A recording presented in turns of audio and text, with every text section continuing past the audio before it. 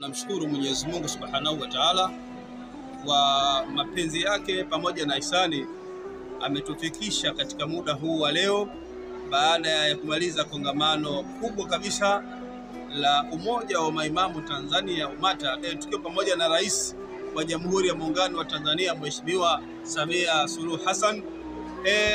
Lengo la kongamano ilikuwa ni kujadili na kuzungumzia kudumisha amani ya nchi yetu, pamoja pia na kuhakikisha tunadumisha amani ya moyo wetu, na hilo ndilo ambalo ombi na agizo la Mheshimiwa Rais, kutaka pamoja na kuiombea amani nchi, lakini lazima tuanze na kutengeneza imani ya nafsi yetu. Lakini kubwa zaidi ni kuhakikisha kwamba tunaelekea katika uchaguzi mkuu, kila mmoja aenende kwa mujibu wa utaratibu sheria bila kuvuruga amani ya nchi, na kuhakikisha mambo yetu tunasuluhisha kwa kupitia amani.